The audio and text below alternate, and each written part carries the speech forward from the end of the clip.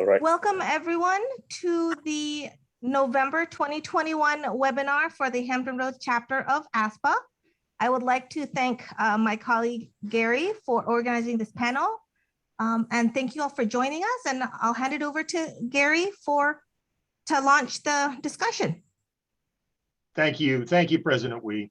Well, first of all, I just want to thank everybody for taking time for your busy, afternoons, lunchtime. It's a great day to celebrate public service, and we do not celebrate public service enough. So thank you again.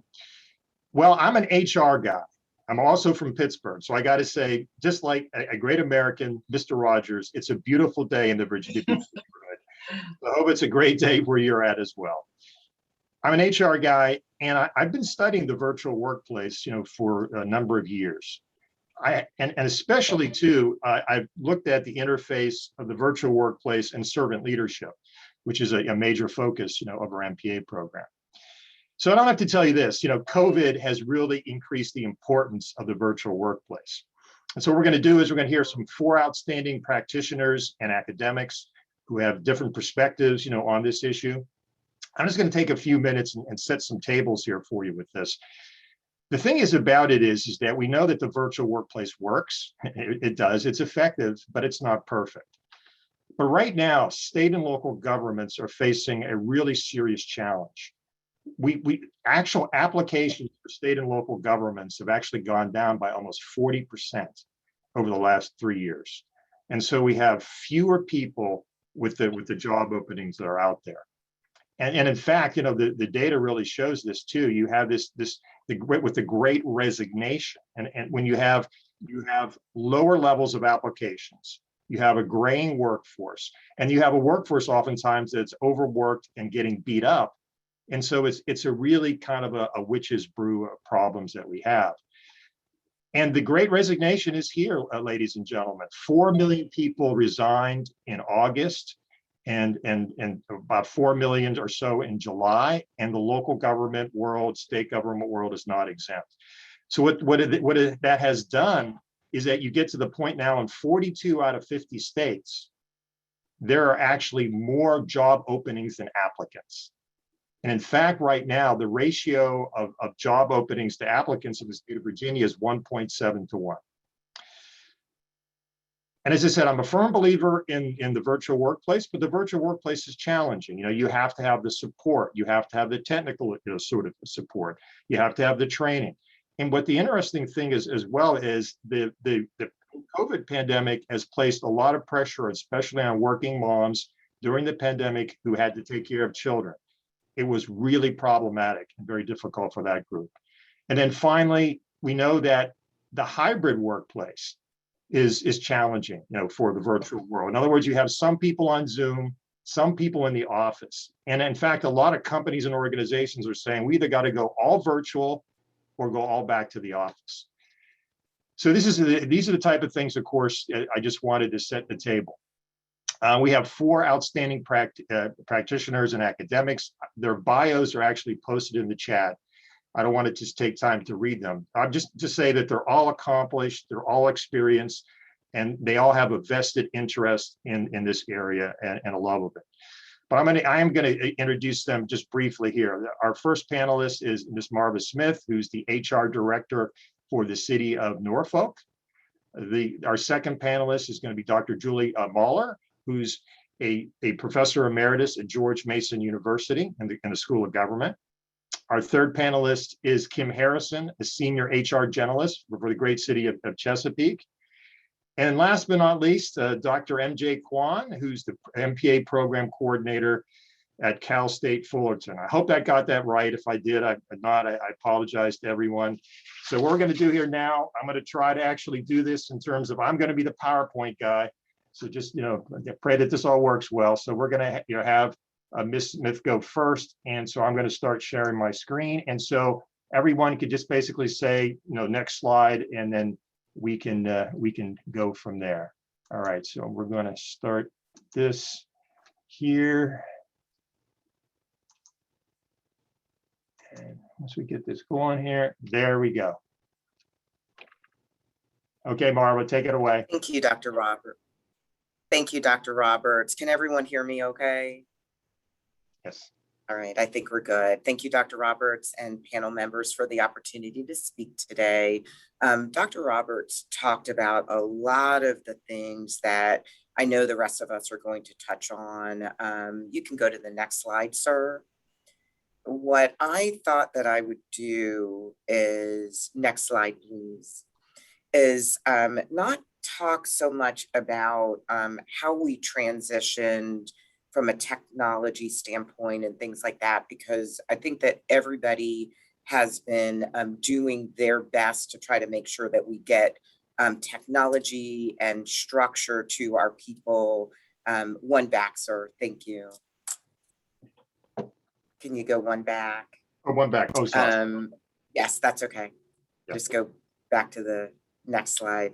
But I do want to go ahead and talk about just some things from a strategy standpoint. Next slide, please. So the slide that you should be seeing is the one that has a little Pac-Man and it says changing workplace landscape. I put that up there. I'm sure that many of you all are aware of the statement that has been attributed to Peter Drucker of Culture Eats Strategy for Breakfast. And as I've seen some of that statement evolve, I and others have added to it: culture eats strategy for breakfast, then innovation for lunch, and transformation for dinner. And when I look at our pre-pandemic state, the city of Norfolk, and I would envision most municipalities, our operational models, people structure, supporting HR philosophies, as well as policies, they were built quite well, but they were also built around brick and mortar, heavy face-to-face contact as examples. And although there were provisions in pockets of our organization for telework, virtual work, remote workers, it was on an occasional or a one-off basis.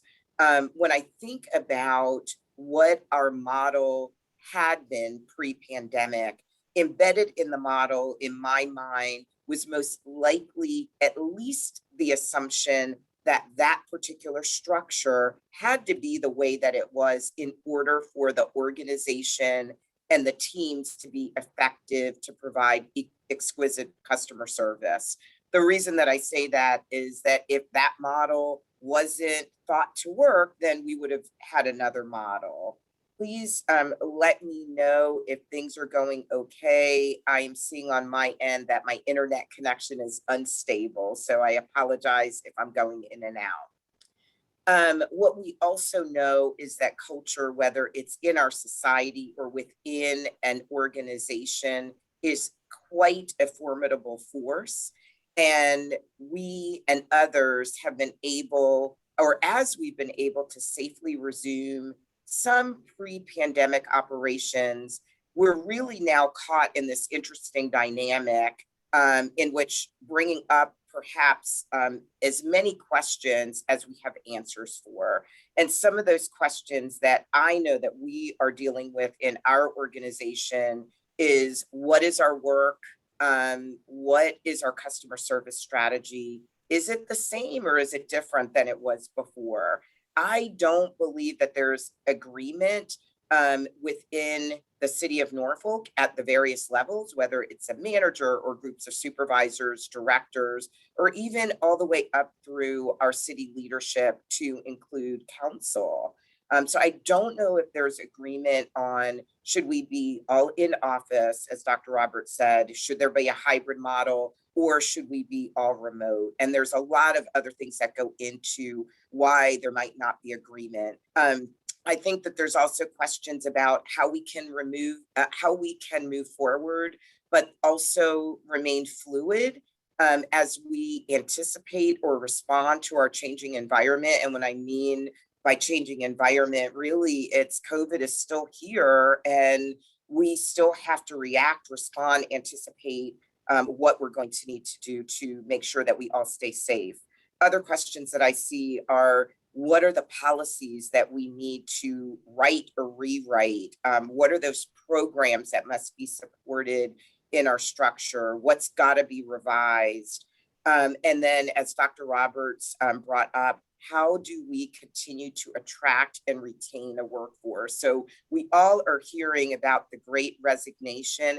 I know we all feel it, but I do feel that there is some unsureness or uncertainty as to what's happening and where the individuals are going, because they're obviously employees are going somewhere. Some of the things that we're starting to see in our organization is that, and this talks or speaks to the graying workforce, certainly in the city of Norfolk, and I would imagine in many other cities, we have a very tenured workforce and some individuals that are eligible for retirement, and we are starting to see that they are opting to retire. Now, whether they were going to retire or not before, I'm not quite sure, but what we do know is that they are starting to retire and they are exercising that right to retire now.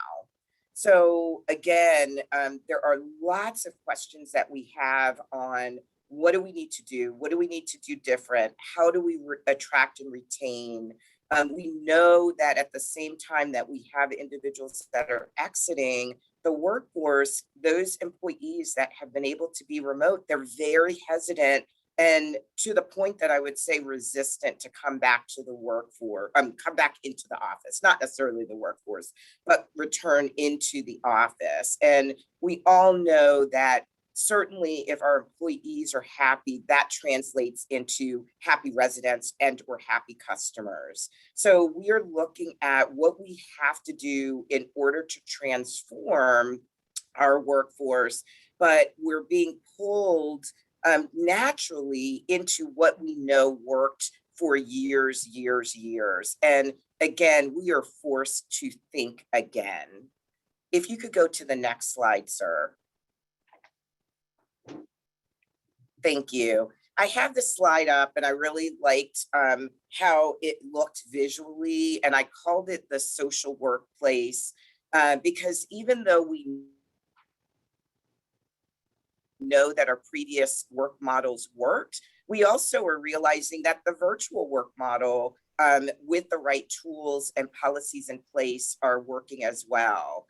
Even though I am seeing a lot in the literature and anecdotes in favor of the virtual workforce, there's more to consider. And then when I look at in the municipal space, what we know is that every job cannot be done virtually. And also what I've seen, I did not grow up in the public space. I grew up in private and in private organizations. But what I absolutely have seen in the public space is a cultural phenomena of everybody to some extent, which I think is an illusion, is the same. All jobs are the same or treated equally. Now, I know we know that that's not the case, but there is, I think, somewhat of an illusion that that is the case. And when we moved to a remote workforce because we had to, it really highlighted, exacerbated, brought into light the groups that were not able to go home to do their job. And so now we're having to really think about this differently because we have a couple of different workforces within our city structure. And from an HR standpoint, how do we make sure that we honor them, we value them, we build policies, programs, and plans to now support all of those different workforces if we want to have a workforce that still operates virtually. Some of the things that I also see, and of course being in the HR space comes up a lot, is that the workplace is very social. So having individuals work from home, I really don't know that everybody is well suited to work out of their home. There's some level of disenfranchisement that individuals experience. Everybody is not equally equipped and effective. I always joke, and I think many of us do, that we spend more time with our coworkers than our family members. And now many of us have been ripped from that work family that we have by working from home. Some other things that I look at are how we celebrate has to look different. The caring and nurturing that we were able to put in our workplace because we were seeing everybody 5 days a week, maybe sometimes more, is now not there, or it's strained. Some other things that I look at, it's easy to hide behind technology. And then some things that I know that we know, the boundaries that we used to have because we were coming into an office and then we left work physically at work. When you're at home, you're not able to do that. If you could go to the next slide, please. And I know I'm running out of time, so I will quickly wrap it up. I put this model up, or this picture up, to just indicate that certainly in the municipal space at the city of Norfolk, we were doing really well pre-pandemic. We knew what our playbook was and we were winning the game. When we had to leave the physical structure of the workplace, we really were in survival mode. And I think that all of us, and I'm very proud of what every organization was able to do, because we responded and we shifted as quickly as we could, and we demonstrated resiliency. And what we're dealing with now is how do we move into that thriving mode? So what is our recovery strategy? We have to rethink everything. So this is a time for reflection, recommitment, how we re-engage, how we rethink about the workforce. And it is our work, our workforce, and our workplace. And I'm going to end with, and I know that in this space, everybody does a lot of reading. One of my new favorite books, which came out several months ago, is called Think Again by Adam Grant. If you have not read it, I would absolutely say that it's something that really should be in your reading repertoire, but it really has helped me think about how I have to continually think. And just when we've come up with a decision and we execute on that, that we continuously have to rethink so that we are not obsolete. I'm going to end there, and I know we need to move on to the other presenters. So Dr. Roberts, I'll turn it back over to you now. Thank you. Thank you, Director Smith. I really appreciate those insightful observations. And again, if you have any questions for our presenters, just put them in the chat. So we're going to go here, as I like to say, from glory to glory here. We're going to have Dr. Mahler's here presentation, and I'm just going to find it here. Here it is.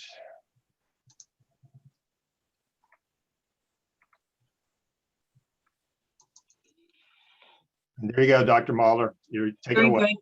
Thank you, Gary. It's lovely to be here and to be invited to talk with you all about this topic that is sort of unexpectedly important from a decade ago. Who would have known this would have become such an issue?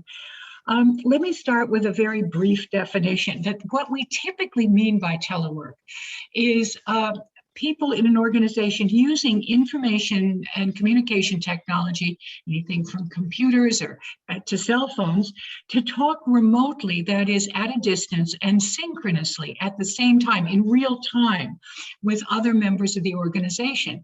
Not everyone has to be working remotely. And then we have the notorious virtual organization, about which I'll have much more to say. So that's a kind of a hybrid model. Another interesting model you see in science organizations are teams that meet together physically, but interact with other teams in other locations, other universities, for example, remotely. So that's a different kind of variation. And there are a lot of variations like that in what we can call a virtual organization. Do you want to go to the next slide, please? So of course, there's been a huge, the next slide, please. Okay. There's been a huge increase in telework in the public sector. This was made possible, interestingly, a decade or so ago by the Obama's Telework Enhancement Act. But it's kept going because there are such advantages, and it's for a variety of people, both for workers and for employees.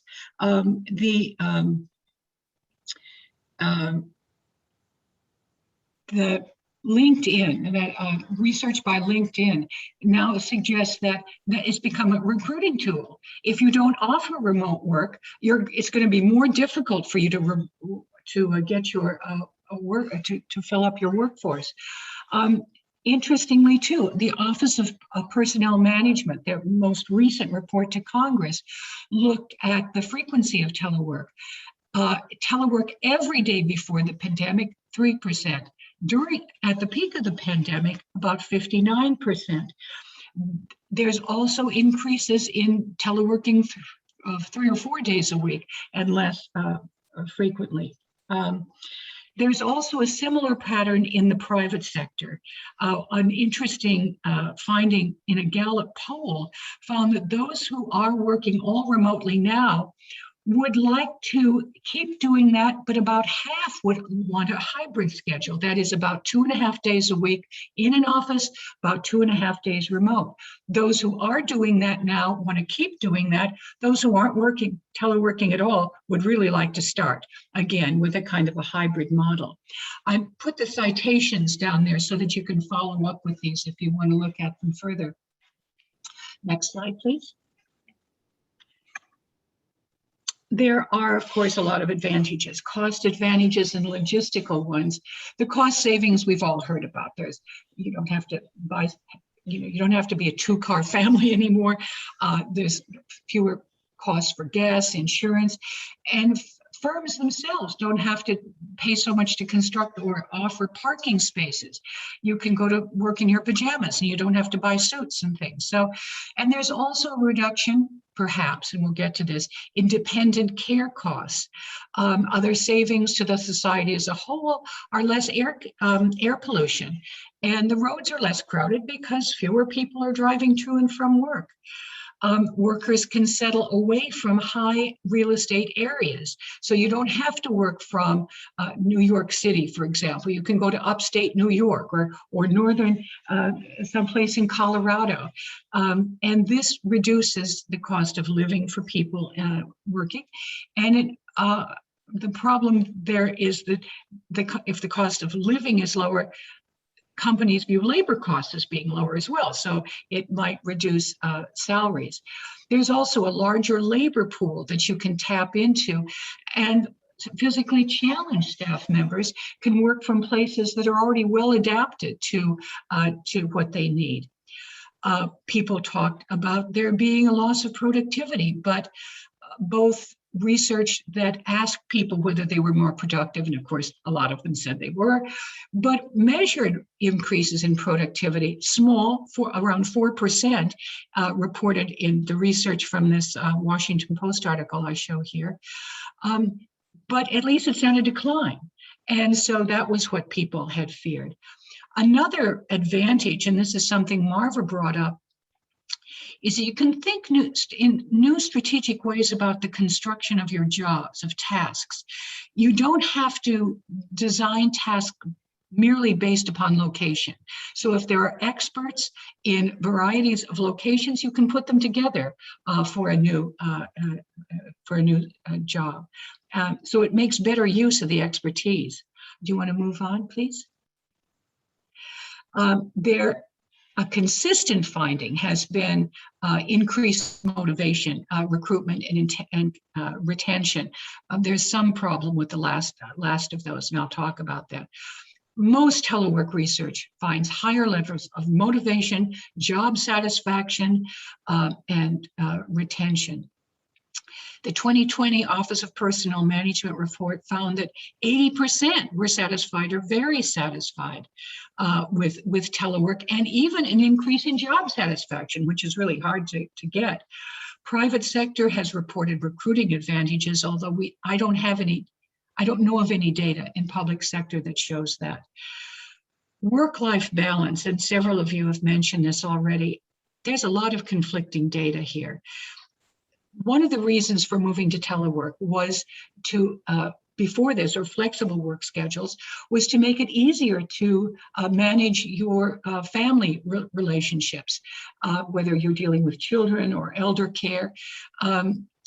But as more and more people have moved to telework, there are stresses in this. And you already mentioned the problem of trying to work while you have children, asking for attention, but it goes the other way as well. You're trying to help your child, or in my case, my grandchildren, work on Zoom for first grade, and it gets in the way of your work. So it works both ways.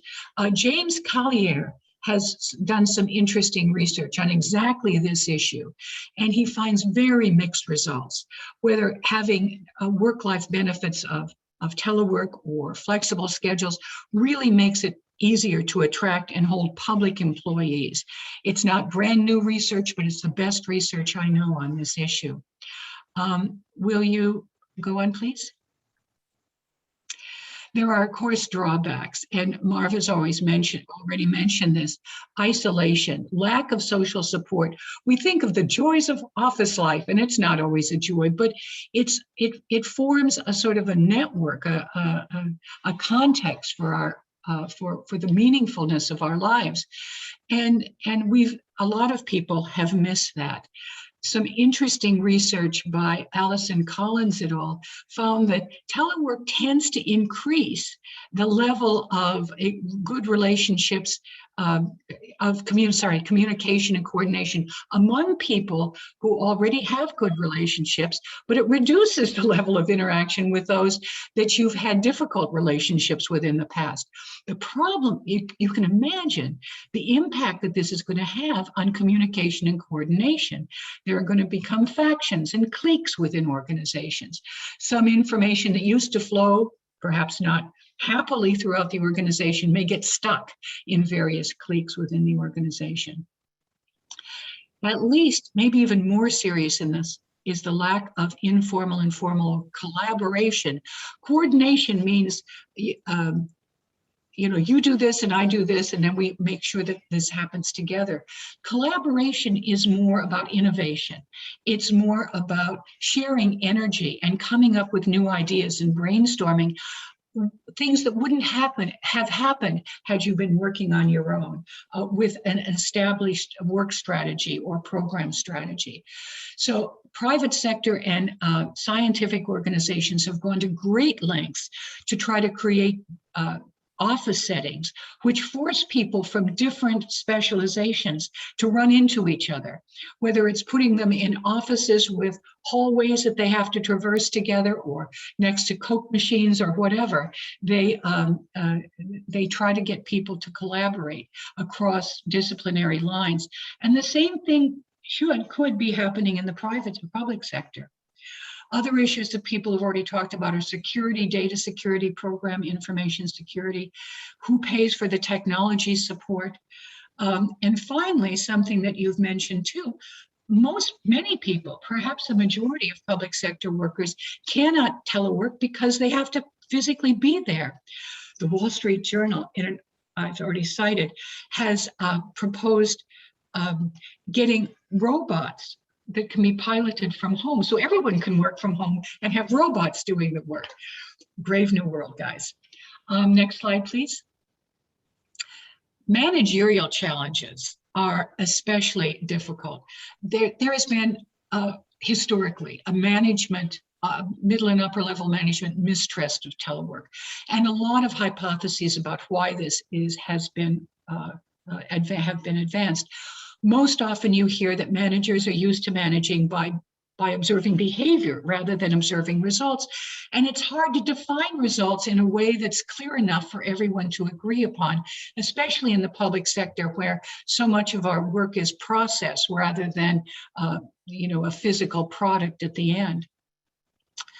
Another hypothesis that is gaining some attention, I think, is that the mistrust evolves from those, because managers have become managers because they're especially good at interpersonal relationships. And if they don't, and face-to-face relationships, and if they don't have that idea of, you know, owning the room, they they don't feel that they're really able to do their job. And of course, this comes out in some research too. Staff who have shown in the past not to be good at working independently cannot be trusted to telework, and that leads to management mistrust.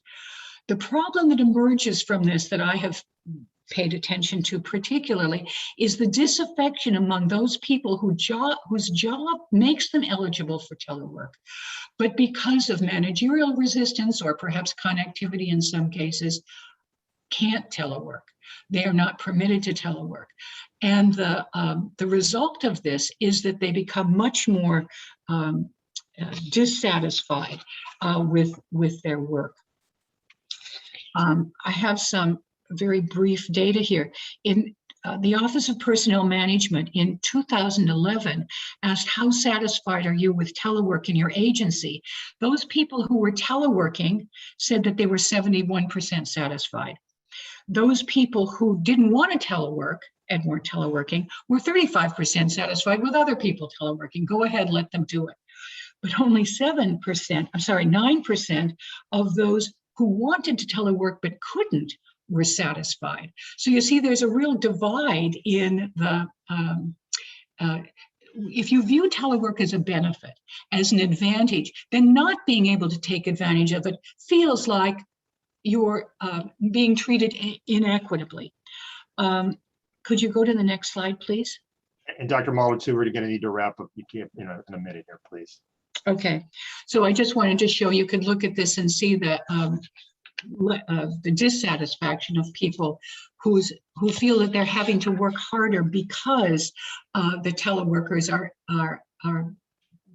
the people in the office are feeling that they have to do more work. Move to the next slide, please. Okay, so most people in the public and private sector are predicting that telework, remote work, virtual workplaces are going to continue. The labor market's going to insist on it. And most come up with the idea that this hybrid schedule is going to be the best alternative. It deals with some of the problems with isolation, with collaboration. People get to know each other and interact with each other, but still have the advantages of telework. But the problem is that managing telework is very difficult. There's a wonderful New York Times business article this week, anecdotal comments about trying to manage a meeting with in a hybrid telework setting, in which the people who are in the office are talking to each other, the people who are online talking to each other, but the two groups are not conversing with each other. And so various options have come up about this, dividing them into groups and doing one or the other, but not both. But none of those are really satisfactory. So that is probably the biggest managerial challenge we face. Okay, very good. Well, thank you very much, Dr. Mahler. Really interesting research and data.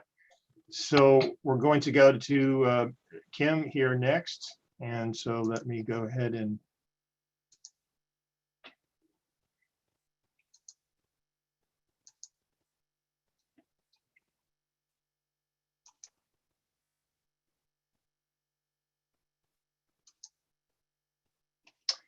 okay, Kim, take it away.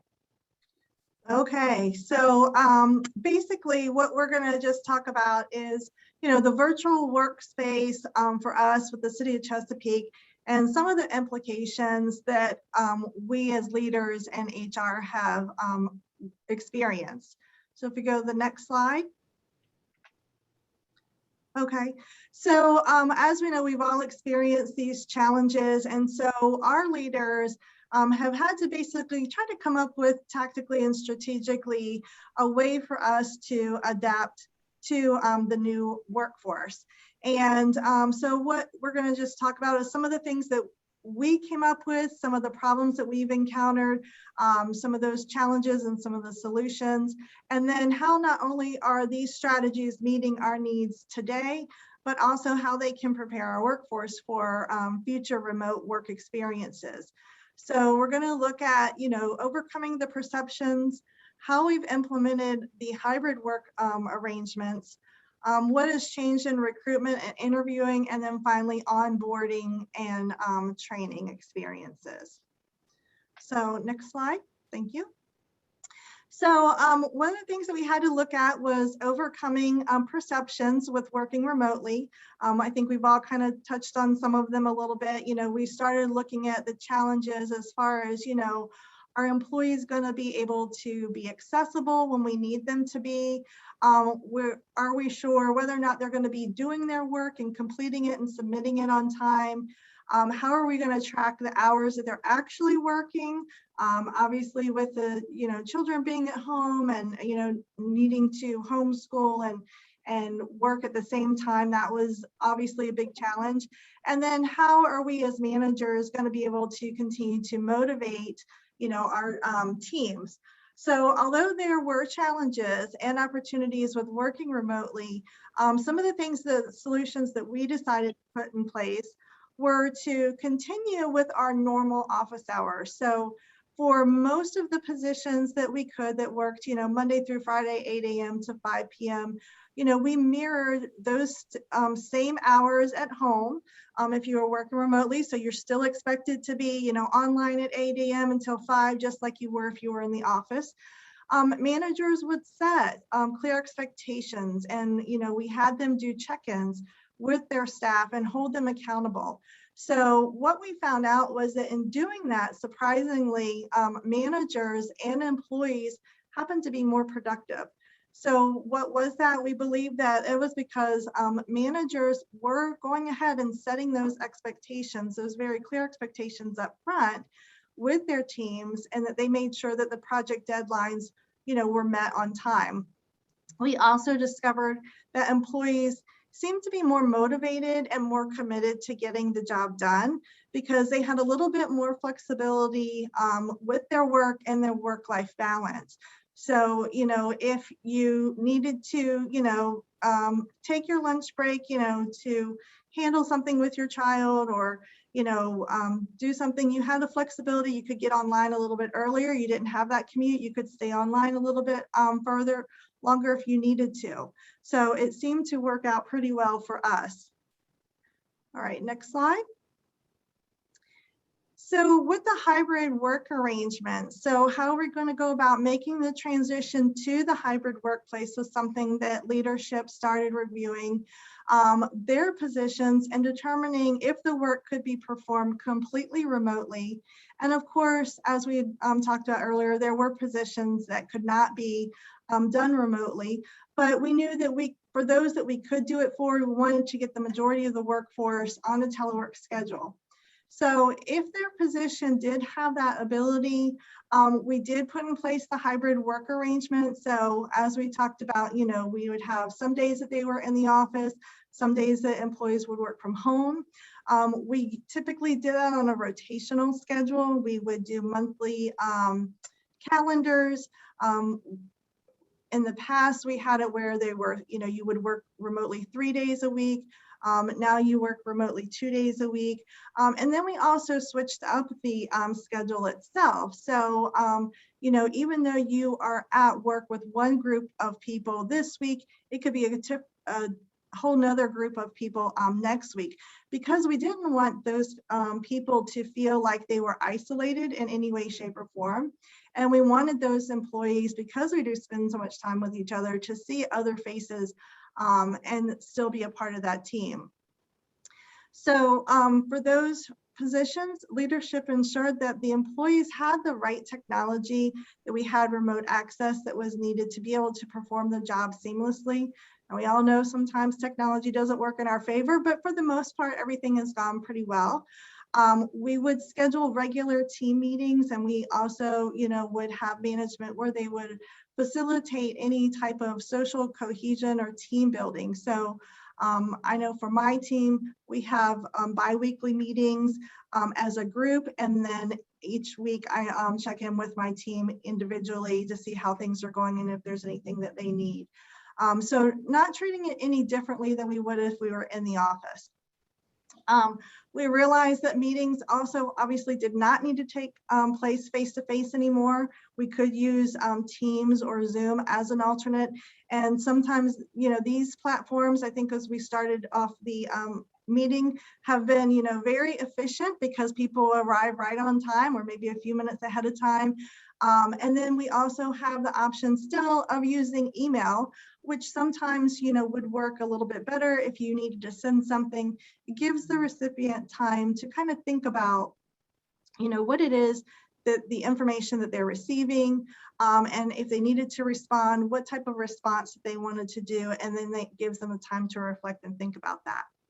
So the hybrid approach, we feel, proved that there was no difference in working remotely and working in the office as far as when employees understand their responsibility and then what it is that they're supposed to be delivering.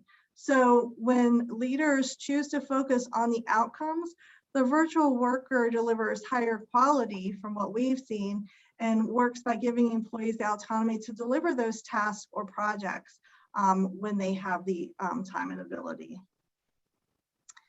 Next slide, please. So we looked at recruitment and interviewing as well, and this presented a whole new different type of challenges. What we encountered is that what we had previously done was in our recruitment was a little bit more of a passive approach. So now that everything was being done remotely or online, we had to get more of an interactive approach. So we looked at our recruitment and interviewing processes. It used to be a pretty lengthy process. We decided that we were going to take this opportunity to kind of simplify those processes and review the candidates for open positions and change those processes. Instead of doing things face-to-face like we always did, we'd have to schedule a conference room and a meeting and all that type of stuff, coordinate everybody. We can now do interviews virtually. So again, through Teams or Zoom. And although, we all have the times where we're interviewing and, we do have challenges where we had to learn things, again, with the candidates learning how to operate the new technology as well, could be a little frustrating sometimes, but again, I think everybody did a great job in being able to, adapt. And then it also made us more efficient as far as getting the paperwork back. So after the completion of the interview, instead of waiting for someone to walk down the hall after lunch to deliver that interview package, now they could just upload it because they've typed it in and email it and scan it right over to us, and we have it immediately. However, one of the things that we did also realize is that our online presence, as far as the city, although we had it from a recruitment standpoint, was not where it should be. So it gave us the opportunity to kind of expand a little bit more on some of those social platforms, such as Facebook and LinkedIn, so that we can talk with, what we did is we talked with managers and supervisors to kind of get creative ideas from them and to figure out ways that we wanted to engage any type of passive candidates that might be out there.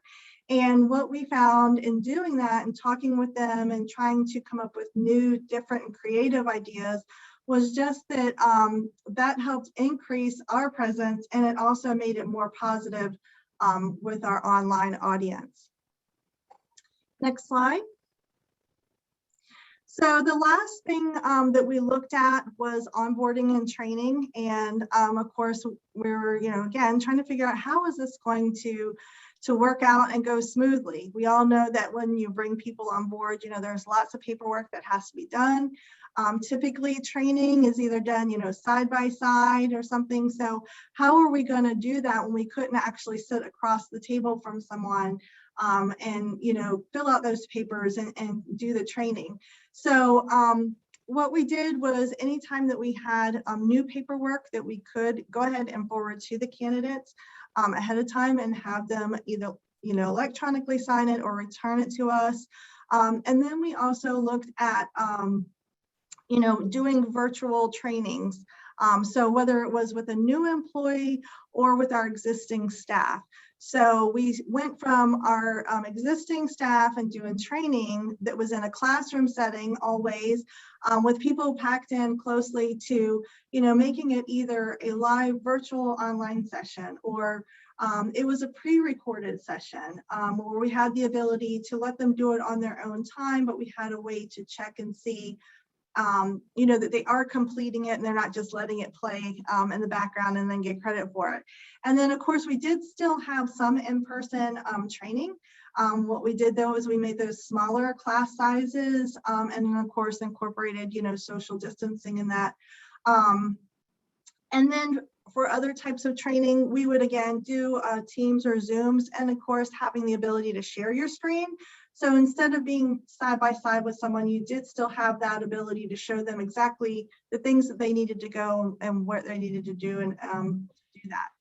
So once we completed all of that, we went back to the new employees and the employees that we were training for our regular training and got feedback from them on different ways that we could improve the process.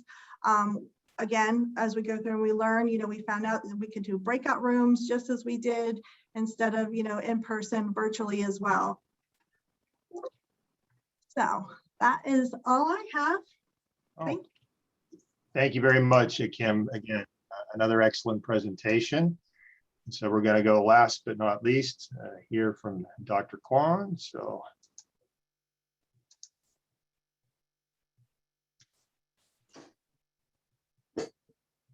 You'll find it here. Okay, hello everyone. I'm from California State University. My name is MJ Kwon. My current research focuses on flexible work arrangement and telework in the public sector. I'd like to thank Dr. Gary Roberts for having me in this webinar. I'm very honored to present my paper for the webinar. So today I would like to present my most recent research project entitled Managing Teleworker in the Public Sector. So public personnel management, like public HRM, has a strive to accommodate the needs and preferences of government workforce by using various HRM strategy. So what does the current government workforce looks like? So as you see the pie chart on the slide, the current public workforce is very diverse and multi-generational. So as you see, the first pie chart demonstrate age diversity, like 57% is age group between 40 and 59, and 29% is between 20 and 30 years old, and 13% 60 years old or older. And the second pie chart presents gender diversity. So 43% is a female and 57% is a male. And the third pie chart shows generational diversity. So Generation X is 46%, a baby boomer 34%, the new millennial is 19% in the federal workplace. So these pie chart kind of answering one of the questions in the chat box, is there any relationship between increase in telework and cultural diversity? Yes, this pie chart illustrates there is a positive relation between like more diverse, multi-generational workforce and increase in telework and any other flexible work arrangement. The next slide, please.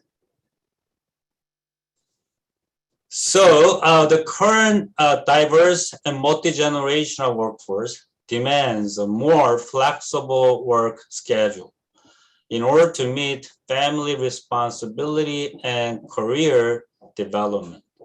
Especially new generation workers have non-traditional family structure, such as single mom and single dad, and both couple, like wife and husband, are both working as a full-time.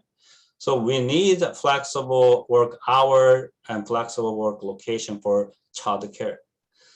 So as a result, telework has become one of the major public personnel management strategy to accommodate the needs and preferences of the current workforce. In addition, due to the current COVID-19 pandemic, large number of public organizations were forced to transition to telework, and telework is expected to continue even after the pandemic is over. Next slide, please. And what is a telework? Dr. Mahler already well explained what is a telework. A little bit more detail. So working from home and approved alternative work site, which is like a telework center that is close to the worker's home. Benefit and so what are the benefits of telework? So better work-life balance can be achieved by flexible work hour and flexible work location. And also a big contribution to climate protection, energy sustainability, having a worker drive less and use less fuel gas and reduce greenhouse gas emission be good for the environment. And also telework can overcome barrier resulting from natural disaster and global pandemics. Next slide, please. So because of the numerous benefits, a large number of federal and local government employees are participating in telework. Well, please take a look at the two graphs.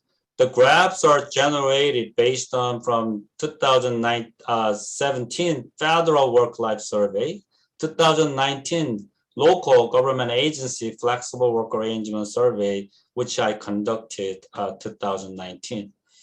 According to the two data sources, about 35% federal employees participate in telework and 30% of local government employees participate in telework. These, graphs are explaining, rapid growth of teleworker in the government workplace.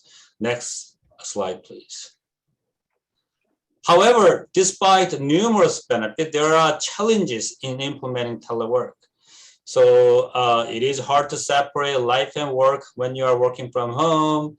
The line between like business time and personal time become blurred, like grocery shopping at 10 a.m., going to midday yoga class, and your computers and bikes are always inside, so you end up working longer hours than your office-based counterpart. In addition, it is challenging to determine who is eligible to telework and who is not eligible, and unfair and ambiguous eligibility standard can cause the divide of workforce, which non-teleworkers tend to have backlash against the telework program. In particular, monitoring teleworkers is getting more complex and challenging because they're performing their job out of manager and supervisor site. And lastly, teleworkers often have feelings of social isolations and work alienation due to lack of managerial organizational support and reduced in-person interaction and training with the supervisors and coworkers. Next slide, please. So here are some practical implications with regard to how to overcome the challenges. So leadership commitment and performance-oriented cultures are critical for the success of telework and management innovation. So leaders should cultivate a culture of high performance and provide consistent substantive support for telework program. For instance, like in order to overcome social isolation and work alienation issues, management can use specific strategy to generate more interactions among teleworkers, such as hosting meetings on a regular basis, providing open, innovative channels of communication with team members, and creating virtual coffee chat and watercolor program. And proper training is, of course, essential to increasing buy-in from employee. should be required for not only teleworker, but also their manager in order to achieve telework success. Next slide, please. So future research, data-driven telework research can provide informative and realistic feedback how this new normal HR practice can be improved in practice. And it is important to continue to collect workforce data from multiple sources and explore various good ways to enhance the effectiveness of managing teleworker. And lastly, future research can focus on new digital technology to improve the effectiveness of managing teleworker. Well, such new digital technology can include like artificial intelligence, Internet of Things, virtual reality, and so on. And future research can examine how these technology affect teleworker outcomes, such as job satisfaction and job performance. Yep, that's it for my presentation. All right, Dr. Kwon, thank you very much. I want to thank each and every panelist, for the 4 outstanding presentations. My only apology as a moderator, we're actually, getting close to the 1 o'clock, sort of time here. But my colleague, Professor Agyapong here, has been monitoring the chat. And so, Elijah, are there maybe 1 or 2 questions that stand out here? We can maybe enter some questions. I know folks have to start to leave. They need to leave, but yeah, I didn't see any specific, but Dr. Stephen earlier on had a question about whether, and I suppose that would be very relevant for our scholars. Are there any research that shows the relationship between increase in telework and cultural values like equity, diversity, and inclusiveness? Yeah, whoever wants to drive, take that one. So go ahead.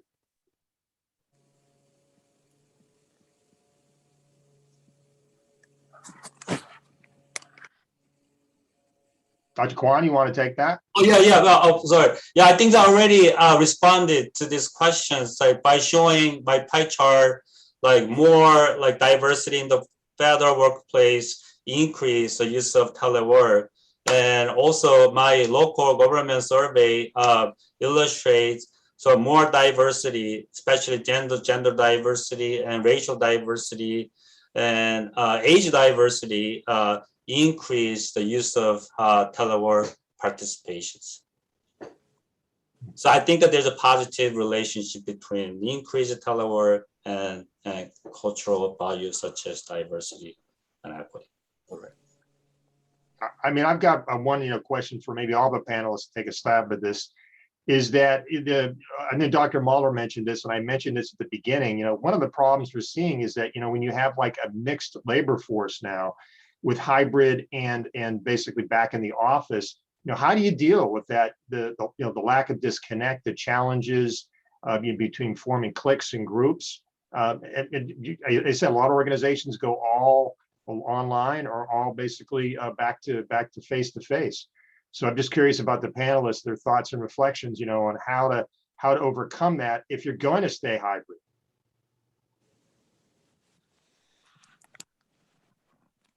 I would just say that there was I think I mentioned this wonderful article from the New York Times that entitled "The Worst of Both Worlds," talking about this situation. So I think you've put your finger on a problem that neither the public or private sector has done a good job solving yet. Mm-hmm. Yeah, I'd be interested to hear from our practitioners here, in terms of Mara or Kim. I mean, have you seen that issue in your respective workplaces? I'll go ahead and take that. So there's a few things that I would say about it. One is that currently we are still under a local order that we have to socially distance. And because of that, many of our meetings have been online. So we're really trying to make sure that we're harnessing any of the technology to be able to do things online.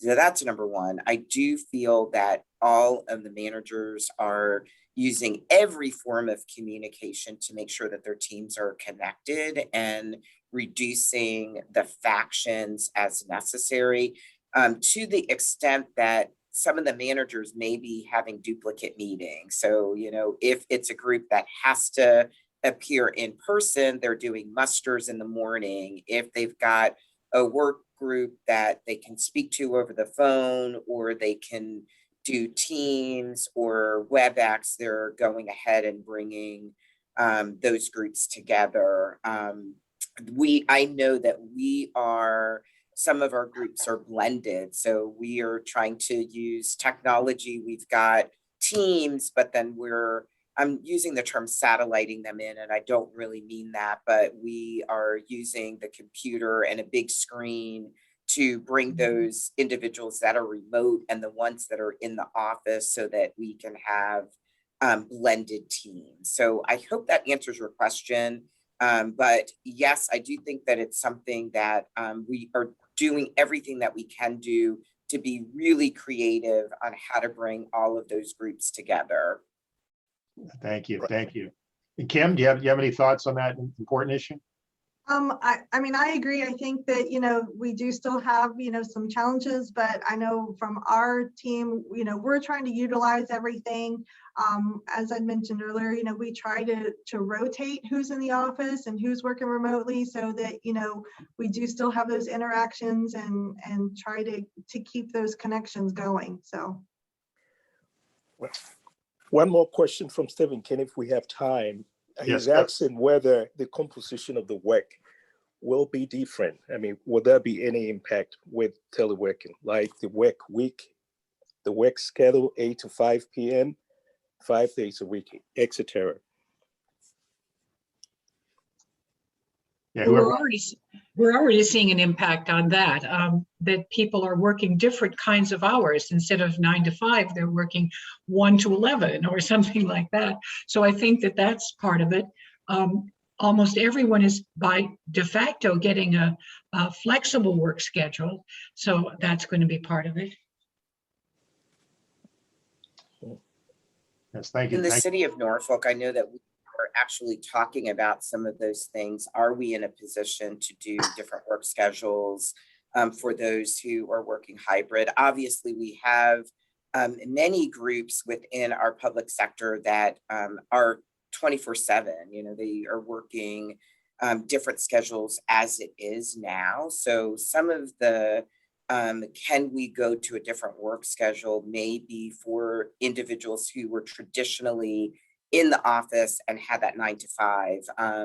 With some of our areas, we are going to be able to use this, and Kim brought this up as a recruiting tool, that there may be work that we have not been able to accomplish because we have traditionally been 9 to 5, but doesn't really matter. And we can tap in to a workforce, a part-time workforce, as an example, that can only work from X time to X time. And as long as we're getting that work done, doesn't really matter.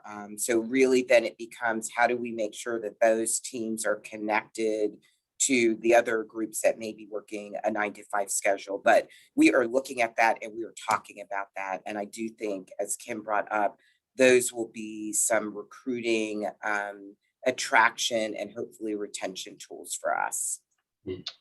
Thank you, Marva. Well, I see we're kind of running out of time here, but I'd like to give each and every panelist a final, just kind of like, 15 seconds. I mean, a thought, soundbite, something you'd like to leave the audience with, as we think about this exciting hybrid workplace, and as we move to this, this future, this brave new world. So who wants to start? Just a brief 15-second reflection.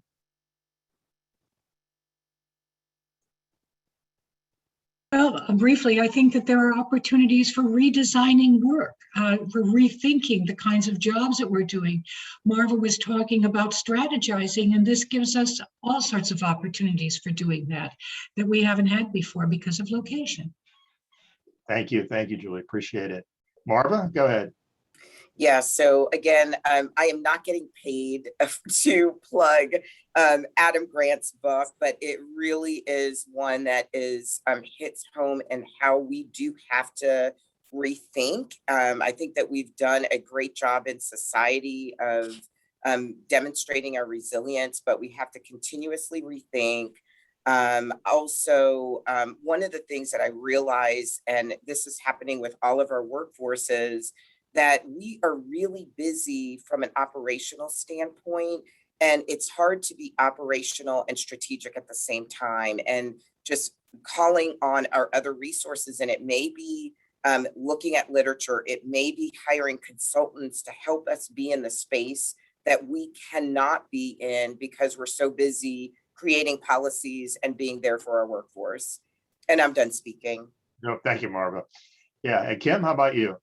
Final thought. I was just gonna really kind of mimic the same thing. I mean, I think, moving forward, we're just gonna have to continue to rethink, everything. What's gonna attract employees? What are they looking for? The hours, their workspaces, how is it going to be different? And constantly, I think the way that we looked at things previously was this is the way that we always did it, and that's what we were used to. And now that we're in this new, space, it's going to be evolving and constantly changing. So we just need to continually adapt and make changes. Thank you, Kim. Last but not least, MJ, go ahead. Thank you again. Well, I think, here in California, traffic congestions and like environmental issues, like, telework is becoming more prevalent and traditional work arrangements kind of becoming rare. I think that government leaders and manager supervisor need to pursue more like data-driven HR research rather than solely relying on their intuitions or practical practice in order to improve the effectiveness of managing telework and overcome challenges in implementing telework. Thank you again. Yeah, thank you, MJ. Again, I just want to thank all of our outstanding panelists and of course the audience as well. I thought we learned a lot, today. And this virtual workplace certainly is a work in progress, but it's really, part of the landscape and part of our life and culture, I think, for, the long term. So, do you have any final thoughts or reflections, from an HR ASPA announcement standpoint before we just end the session? No, I just want to thank everyone for coming and just keep an eye out for additional emails about future programming and the call for our symposium. Thank you. We appreciate it. Once again, thank you very much, everybody. Good morning to Dr. Kwon, but everybody else, is good evening, afternoon. So thank you so much for attending. Have a great day. Thank you. Thank you So much. Take care. Take care.